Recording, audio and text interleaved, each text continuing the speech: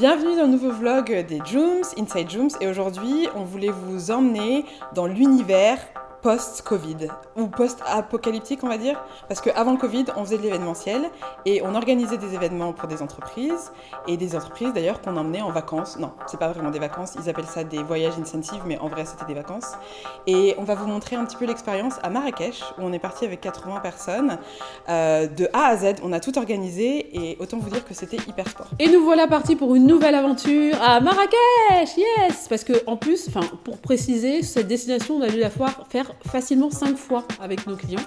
Donc on commence à bien connaître l'environnement de cette ville et tous les mystères et secrets de cet espace. Bref. Donc, je crois que de mémoire, alors attends, Valérie est partie avant, elle est partie 2 jours avant, elle s'est retrouvée donc 2 jours dans un palace quand même, je tiens à le préciser. Non mais elle préparait en fait le voyage. Ce qu'on fait, c'est que avant le départ, il y a quelqu'un qui part en repérage pour vérifier que toutes les prestations qu'on a bookées sont ok.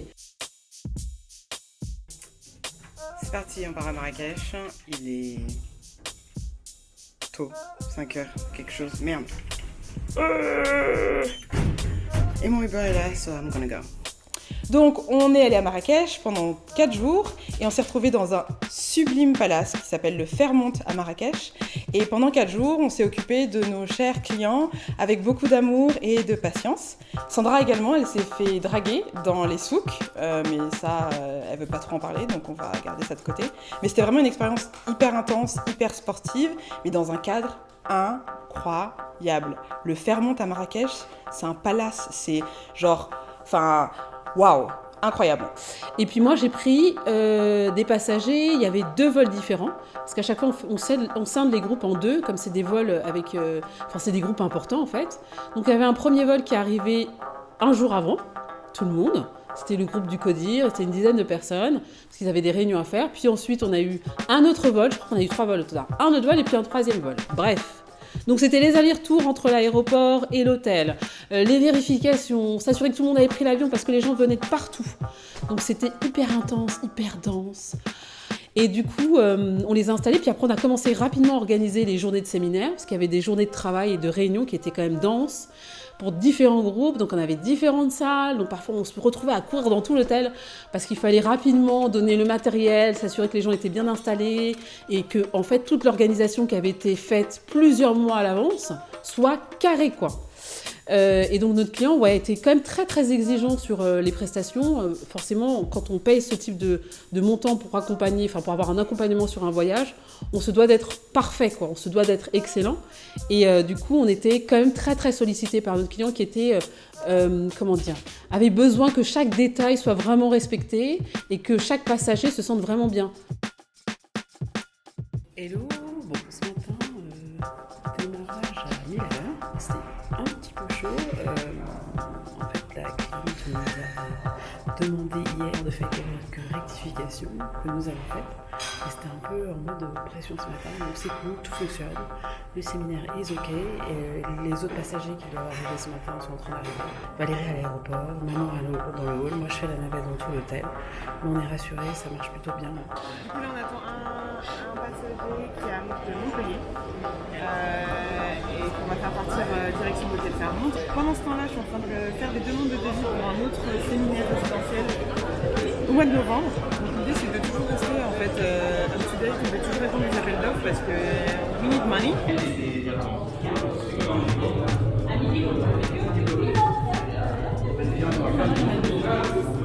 Des magasins qui sont fermés, qui ont été ouverts.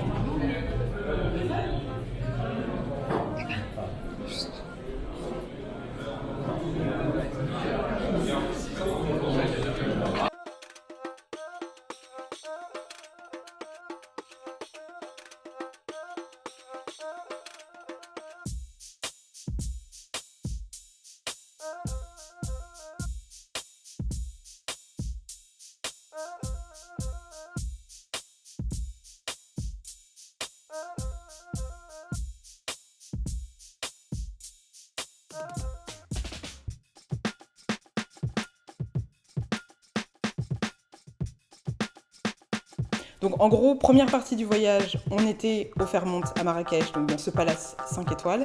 Et ensuite, deuxième partie du voyage, on était dans un bivouac qui a été monté spécialement pour nos clients, un peu comme dans Mulan, vous voyez un peu quand... bref, référence culturelle personnelle. Et donc on a tous dormi sous tente. Donc c'était un petit choc, on va dire en termes de standing, mais vraiment une expérience incroyable. On a fait... une soirée avec un feu de joie et avec des danseurs et des musiciens traditionnels qui faisaient leur musique traditionnelle, même si au bout d'un moment ça devenait un petit peu long.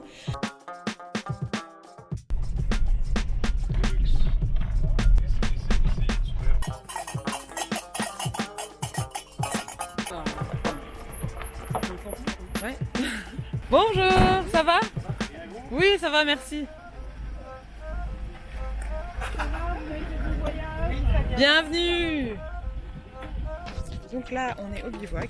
Là, les clients découvrent leur nouvelle maison pour une nuit. On passe du palace, du palace 5 étoiles.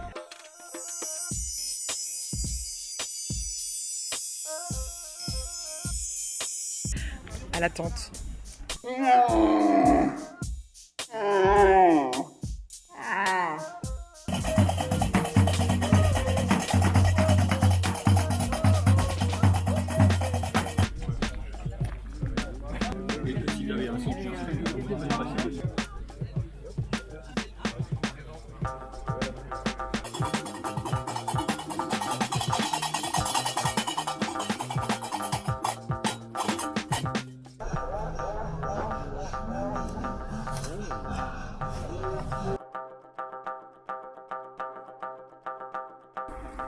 Il est 7h, je crois.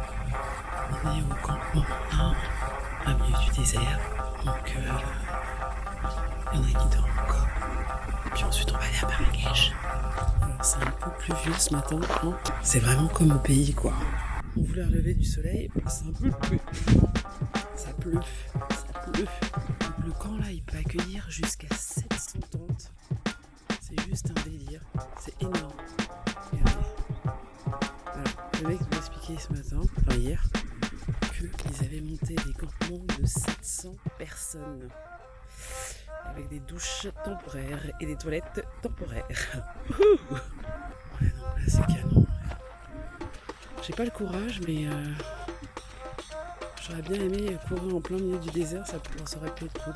Mais pas le courage. Donc je courais dans le béton parisien ce soir. Donc là, il y a les tentes du campement. On était 70 à dormir, donc ça va, c'est gérable. 6 douches, 6 toilettes. Et en fait, on dort vachement bien. C'est super calme, il n'y a pas un bruit. Top. Morning YouTube. Today, we wake up like this. I woke up like this. I woke up like this. On croirait le camp de guerre de Mulan.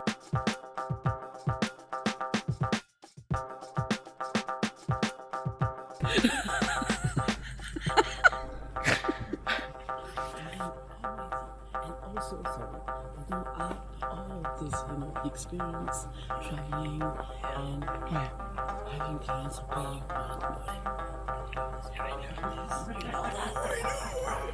It's crazy. Comment allez-vous aujourd'hui, Valérie? Vous êtes sérieux? Et puis après, on les a emmenés, je crois que le dernier jour, balade à Marrakech. Donc on a été à Marrakech et là on se retrouve dans le souk et on découvre dans le souk qu'il y a des djudjats mais partout quoi. C'était juste extra et du coup je me suis dit c'est une des raisons pour lesquelles on vend des djudjats aujourd'hui. Mais voilà, je me suis dit waouh, à Marrakech il y a des djudjats et puis on a trouvé des masques africains. Bref, c'était vraiment très très sympa la balade dans le souk. Donc on les a emmenés dans le souk, ils se sont baladés, ils ont dîné dans des restaurants hyper intimistes. On s'est retrouvés dans des endroits magnifiques. Alright, direction la Médina. Enfin, on est déjà dans la Médina, mais on va donc au restaurant Le Jardin pour leur indiquer où c'est. Et ensuite, ils ont quartier libre comme des grands, comme à la colo. Ils vont pouvoir kiffer les années 30, blablabla. Allez.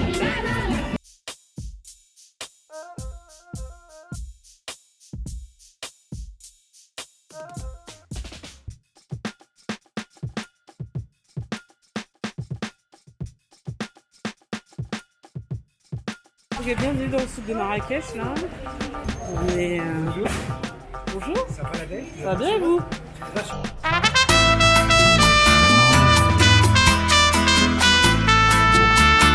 Non, c'est bon, merci. Voilà, ça c'est Marrakech. Bon, on essaie toujours de nous vendre un truc normal.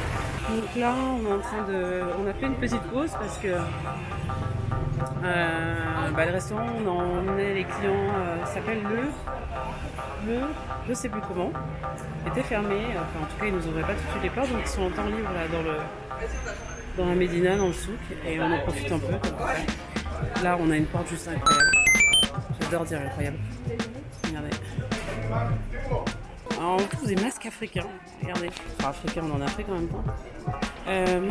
Masque, ouais, qu'on peut retrouver au Cameroun. Hein. Franchement, je me sens pas du tout. Je pense que ça vient d'ailleurs du Cameroun. Enfin, en tout cas, Afrique noire. Mais ça va, c'est calme, il n'y a pas trop de touristes là. On est au mois de septembre, donc même s'il fait encore bon et que c'est encore la saison touristique, mais là, il n'y a pas trop de monde. C'est plutôt cool. Ah, oh, j'aimerais trop avoir des assiettes comme ça chez moi.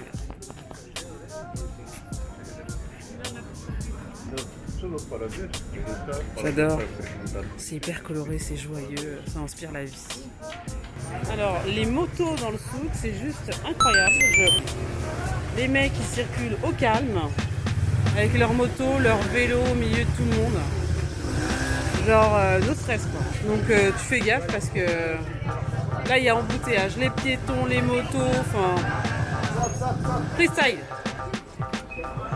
Je crois que c'est un musée, ça. Je crois que c'était un restaurant, mais ça s'appelle le Jardin Secret. Un jardin, quoi. Ça a l'air très joli. Bon, je sais pas où sont mes collègues. On va essayer de les retrouver. Je crois qu'ils sont devant. Je crois. Hein. On va voir. Alors, les Jujuat, on les trouve partout. Hein. De ouf. Partout. Vive les Jujuat. On va où là, Valérie? Restaurant Les Jardins, on va déjeuner, midi 30, dernière étape. Alors là, on est au jardin, dans la Médina, entouré de verdure, c'est vraiment joli.